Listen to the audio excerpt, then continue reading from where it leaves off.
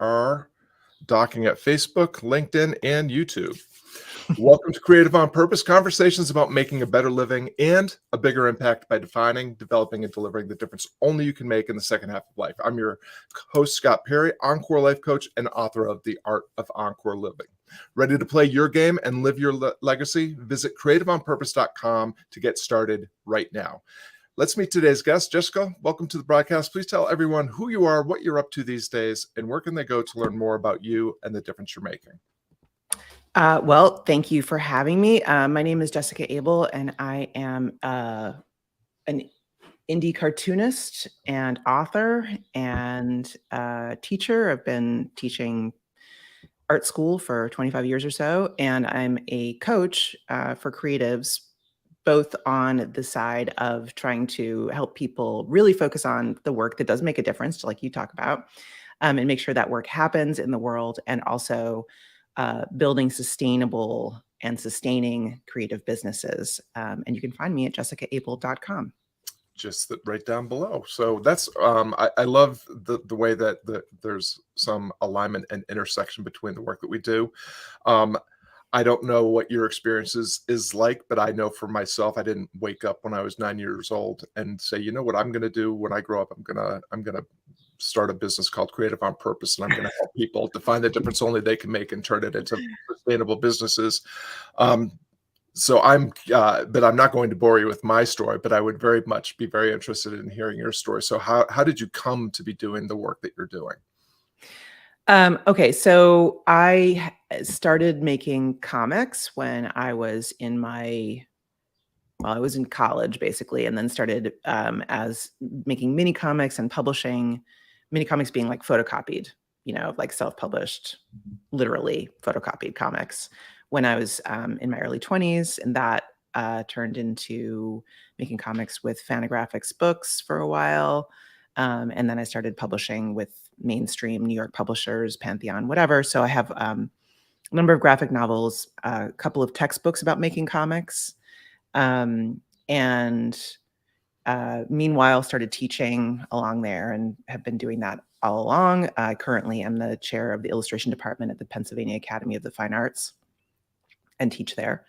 And so all of that stuff's going on. And multiple times through that journey of, books that are great and I'm proud of, I also found that I got super burned out, like a bunch of times, because I was so, like, the author business is just really, really tough. Like, trying to make a living as an author is practically impossible, like as an author, as opposed to doing something else and also being an author, which is what most authors do, right? And but the something else can really snowball into way too much. And I was trying to make too many books at the same time, all this other stuff. And so basically when I got to about 2015, I was finishing my book Out on the Wire, which is a nonfiction comic book about how the best radio and narrative podcasters make their work, and their storytelling techniques. It's a book I'm really proud of. I think it's great, but the last 8 or 10 months of that was just, like 8 or 10 hours a day, 5 or 6 days a week, also parenting small children, grinding out comics pages, because it's 220 pages or whatever. And I had less than a year to finish it in that, for the drawing portion. And I was like, I can't do this. I can't keep doing this. It's not that I don't want to, be a cartoonist or, don't love comics or whatever, but I cannot make this the way I'm trying to make my living, because, I was really I was just finishing. And I made a narrative podcast of my own, also called Out on the Wire, about storytelling, which was a fantastic creative project, but sucked up all of my time for 6 or 8 months. And I should have already had book proposals in the pipeline. If I was going to have the next book, it's like right back on that treadmill.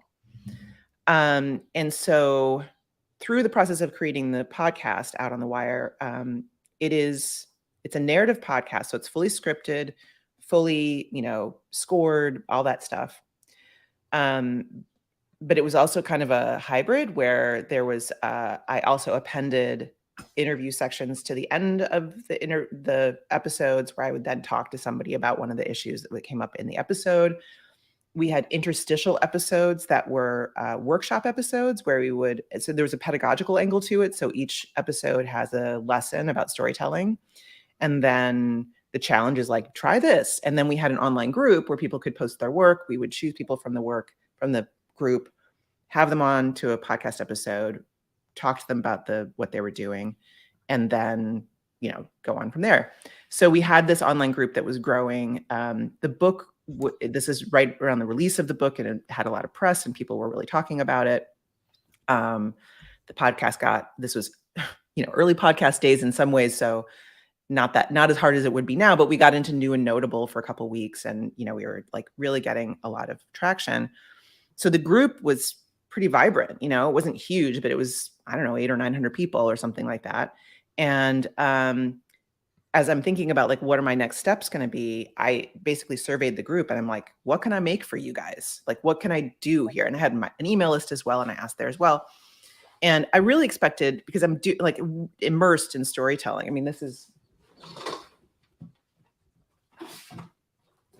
the book, by the way, out on the wire here. So, I'm like really immersed in high level storytelling at this point. And I figure I was gonna be like, oh, let's learn about, I don't know, character development, or let's learn about, something else along those lines. But what I got back was a very powerful cry from the wilderness of like, I am stuck. I'm not making anything. I'm procrastinating. I'm dithering. I am stuck with perfectionism. Why can't I do the things that I love doing?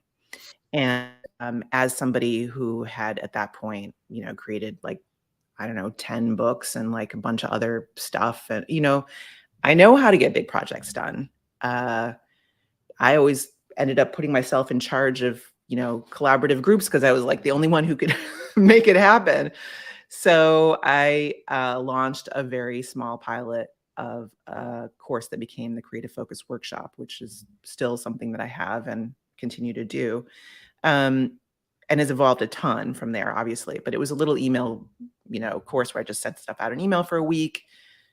And it just was so fun. It was so powerful, really. I mean, some of the people who were in that group 7 years ago now, I still have them in my group today. So the way that the focus on paying yourself first with your time, making sure that there's time and space in your life for the work you love and the work that is like your identity, and not just, circling the drain all the time of like the endless to-do list. That really was very powerful. And that's all I did really in the business for several years. And I've added a couple other things. Most recently, I've added a business coaching program called the Incubator, Autonomous Creative Incubator, which is focused on like creatives that's their life. They're mid-career creatives, but they've just kind of never figured out business. They have clients, but it just hasn't clicked. They haven't figured out how to make it really work. But I still have this whole thing. And the focus of the incubator is related in some ways to the Creative Focus Workshop, in that my goal is to have everybody flip everything around and say, like, what is the most important thing? How do you take care of the most important thing first? Make sure that's what really happens. And then let's build out from there. Like, what are the things that are in conflict with that? Let's try to resolve those things. Let's try to reduce your commitments and all those kinds of other things. And with the incubator, what typically is the problem for the kind of people I work with, are people who, they're highly respected in their field. So they do this thing, but they're struggling financially, for years and years, and kind of can't figure out why. Very frequently, they're doing what I was doing, which is to have way too many jobs, trying to fill the gap financially with like this, that, and the other thing. And so what I focus on is figuring out what I call their enough number is, which may sound like we're kind of underplaying, like it's not, but my point about enough is not scraping by. Enough is way more than scraping by. Enough is feeling like a lack of anxiety day to day, week to week about money, and feeling a sense of, you can focus on your work and then your clients and the stuff that's in front of you, because you're not worrying all the time about, what's going to happen with the rent. So establishing that and then building from that as the foundation, building out for what is the business model, what's the offer, what's the audience, who are the clients, starting from your needs. Not, I have a thing I want to make, how can I sell it? But I need this, how can I build out from there? So it has that same kind of pay yourself first feel to it. Nice. Well, there's a lot of things to tease out from what you just shared. One of the things that you shared is that you've experienced, and it sounds like your clients experienced too, is this idea around burnout, which I find is was something that was getting a lot of attention during pandemic times, for obvious reasons. But one of the things that I've noticed in the work that I do with clients, or one of the things that has been revealed, is that burnout is less a disease and more of a side effect, or a symptom. And so we use this thing called a zest barometer, and the zest barometer is how excited or exhausted are you on a long-term basis doing the thing that you're doing. And if you find yourself feeling a little depleted and exhausted, then it's time to decide, or investigate, am I doing the wrong thing, or am I doing the thing wrong? And I'm just curious if that resonates, and how do you help people?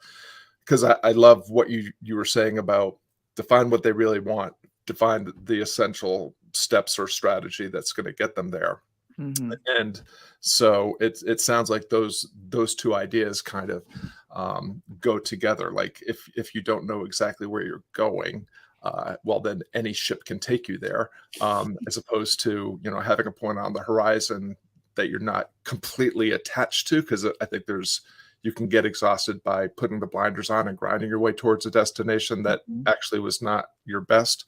So just any reflections on some of those ideas. Yeah, for sure. I love that formulation. Are you doing the wrong thing or are you doing it wrong? That's a really great way to think about it. So yeah, thanks for that. I think that we do get confused about those things. I'm like developing this workshop that's going to be, I think, really fun for using a weighted priority matrix to try to work out and so it's really in my head right now is what I mean to say is like there's in a weighted priority matrix, the first thing you need to ask yourself is what are the criteria you're deciding on that you're using to decide that is like, what are the things that are actually important to you about whatever this thing is, when this list of priorities is that all feel like they're equally weighted, they all are the same to you. You're like, so every time you look at your list, your vision swims and you're like, I don't know, this, that, you try to focus on something and instantly something else is like, yeah, but what about, and you're drawn away to that. When you get clear on what the criteria of success and what your value are to you,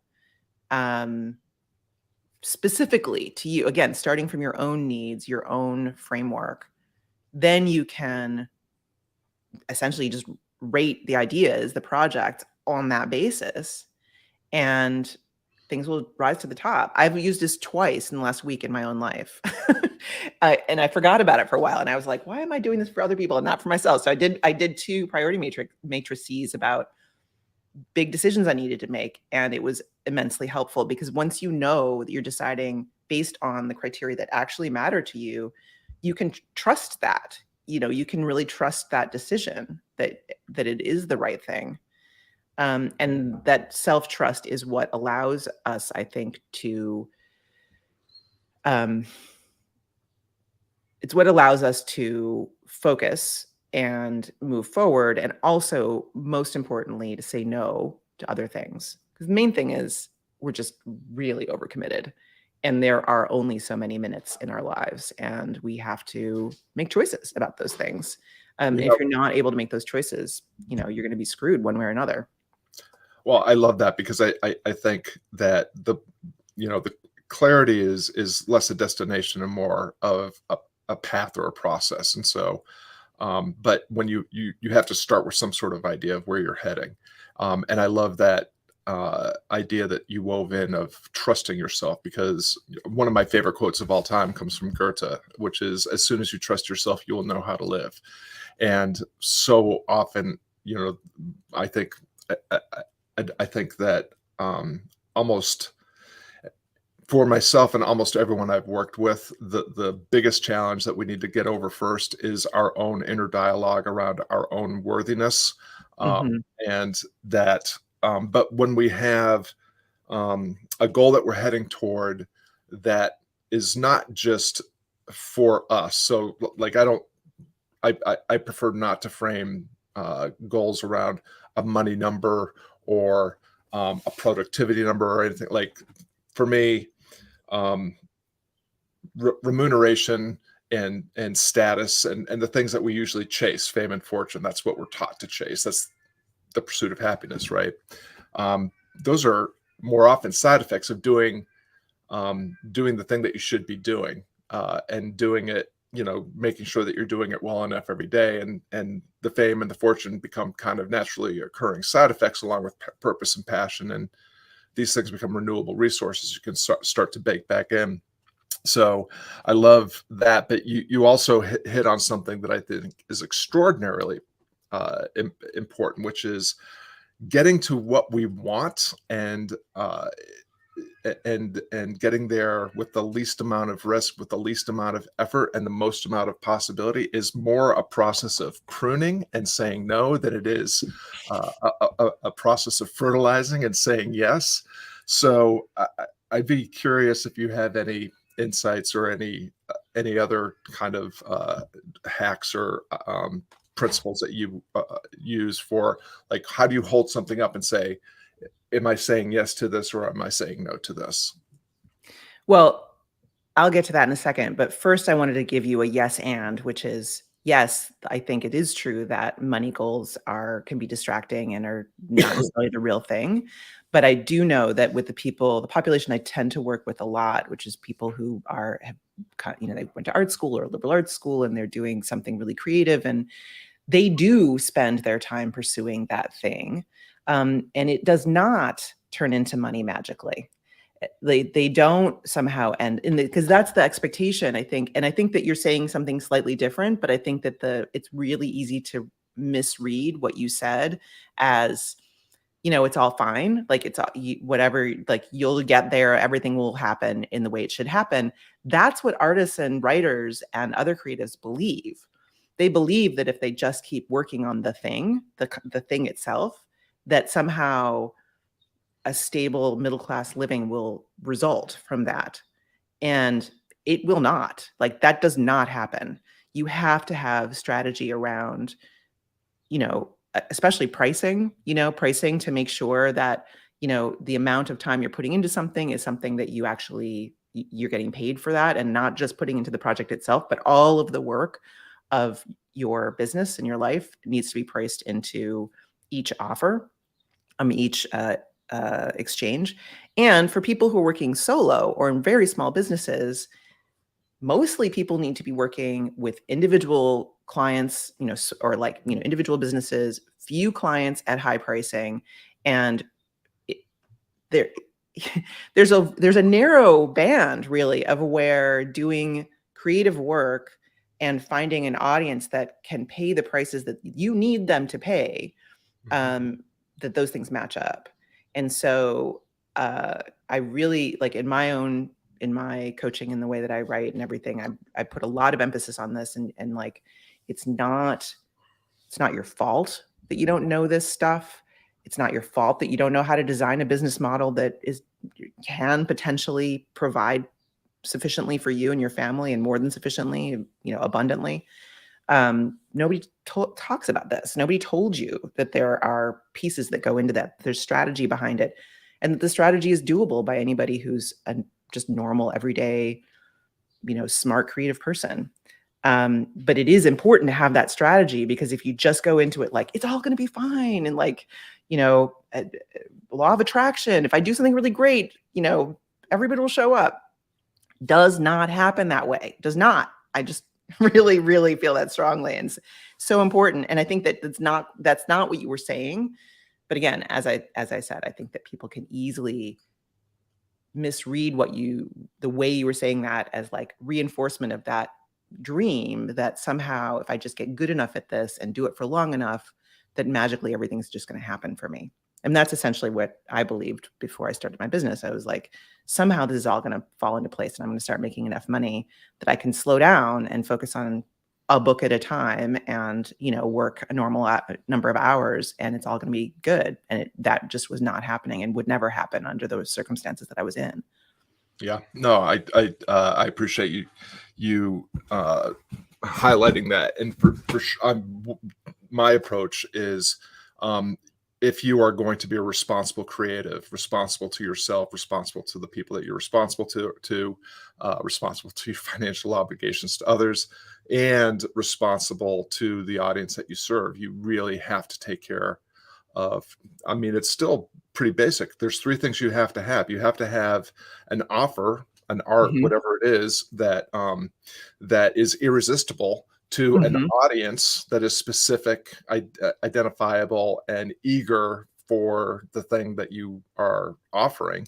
And you Mhm. have to have a sales success strategy. You have to have a way of putting that offer in front of that audience in a way that generates sustainability through getting paid, what your work is worth. So I think, yeah, just to clarify, Yeah, what like like I was saying, like I'm sure like you didn't mean it the way I was hearing it yeah, yeah. like in the Do opening. If you build it, they will come is a very nice premise for a movie and a disastrous premise for a life as an artistic or creative person. So Yeah. Yeah. would never recommend that. I Yeah. guess I would. One of the things that keeps coming up for me is, because it sounds like you're doing work with, people who are creatives in the way that we usually identify or think about what a creative person looks like or does. And then you're doing this other thing with people that are maybe in a more business or kind of corporate type of environment, which we often don't associate with creative endeavor at all. So I'd, as we're winding up, just a couple last questions. I would just like to learn more about how do you think about creativity? Like what Mm. is creativity? Mhm. Great question. I I feel like one of my greatest creative projects of my life is starting this business and trying to figure out how to make it work. So I don't think of creativity in a limited way in the sense of, it's just if you're making paintings or writing novels or whatever at all.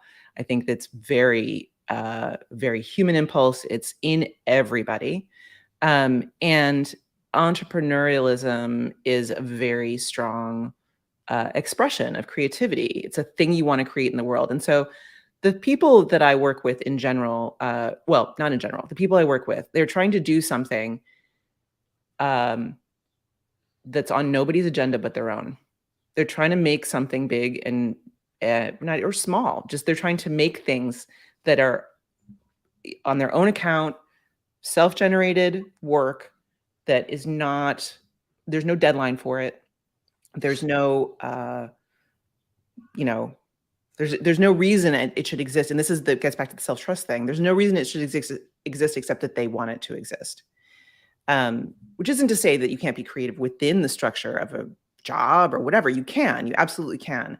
Um, it, Creativity to me is whenever you're creating something whole cloth out of your head. And even whole cloth is an exaggeration. It's not never whole cloth that you're taking pieces and putting them together, but you're putting them together in a new way. You are recombining elements in a way that's unique to you, that's unique to your vision. That to me is creativity. And so it doesn't, medium is irrelevant to me in that sense. I really, the people I love to work with most are people who are they just need to get their teeth into something. They really, really need to do the thing, whatever the thing is. And that passion is what I connect to as a coach and what I love to help people express in the world. Yeah. Well, and just a little follow up on that. Do you find that, I think I totally agree that creativity is just an inherent human capacity that we start executing or acting on from the moment we're born. We largely turn ourselves into talkers and walkers and readers and writers and bike riders and sandwich makers, with far less instruction than you might imagine. So we in many ways, our, our building of identity and all that is a creative project. And institutionalized education and occupation largely doesn't encourage Yeah. or cultivate um, or just outright tries to mute that capacity. And one of the things I notice in the work that I do is having to help people reconnect with or just recognize um, themselves as creative beings who have always been able to solve difficult problems and create and develop impossible things, um, simply by virtue of this human capacity. I just wonder if that's a part of your process, that, or if that's something that comes up frequently in your work. Um, I don't. I think the people who I end up working with, they usually self-identify as they're trying to do something, whatever that thing is. Um, and so that initial piece, I think, is something I don't encounter that often, but it pops up over and over and over again. The trauma, really, of going through institutional education and sometimes the corporate world, and what that does to our sense of self-trust, our sense of value in what we're creating. It's always being compared to, the inner critic voice is so frequently the voice of like a third grade teacher. you know Also, third grade teachers are awesome and really help people be creative, so no shame on third grade teachers. They're awesome, but like there are some who are not awesome and who really they hold kids up to a certain kind of level, and like if you don't hit this level, then you're just not good enough, or just by comparison or whatever, and it really really does. Mhm. Man, that voice, whether it's a parent or whatever, that inner voice is just so challenging. That's what I see more than am I actually creative, is the slapback of childhood trauma Yeah. on trying to continue to make something when it is so challenging. And it will be like, there will be repeated moments when you're in that dark forest and you just don't know what's going to happen and how you're going to get there. And you have to learn to you can't overcome your inner critic, but you have to learn to communicate with and uh, have a relationship with your inner critic that will help you move forward through those times. That's a really huge thing that I deal with. Yeah, for sure. My friend and mentor Seth Godin talks about, uh, frames it as dancing with fear, dancing with the inner critic or the imposter or what have you. And I love that analogy because, Stephen Pressfield talks about the war of art and having to go slay the dragon. In my experience, I've not been able to slay that dragon, and It's not slayable. yeah, it doesn't remain dead. It Yeah. wakes up every morning. Um, we're at the end of our time, but I always like to end with just one final tip, maxim, exercise, principle, practice from our guests. You're speaking to an audience of people that are invested in, or either aspire or wish to advance in developing and delivering the difference only they can make, largely through a creative process of some sort. If there was just one idea or exercise that you could share that would help someone take a slightly bolder step into their potential and possibility as a creative person making a difference in the world, what would you share with them? I think I would want to share. Uh, I mean, given that we just were talking about the inner critic, I think a sense of one of the biggest things that I've discovered is that the most powerful tool, that when people take it on, that it really has an enormous effect, is self-compassion. So when the inner critic pops up, compassion is your most powerful tool to dealing with that. Thinking, wow, this inner voice is really afraid. I can take care of it. And having compassion for this part of you that's really afraid and really struggling, even though it sounds so like commanding and in charge, right? Or, getting back to the thing of being totally overcommitted and, oh, I'm so late on this, I'm so late on that, especially self-set deadlines, they just slide. Constant self-forgiveness about that, because that time is gone. Like, that's gone. There's no, like, one of the things I do, I teach everybody to do in my groups. I don't know if they actually do it or not, but if you have to-do lists or whatever, and things go red, things go like past due, whatever, go take all those things and take them off past due and put them on either never, like don't assign them to yourselves. That's number one. But number two, set the deadlines in the future sometime when you have some chance of being able to do it. Past due doesn't tell you anything except that you suck.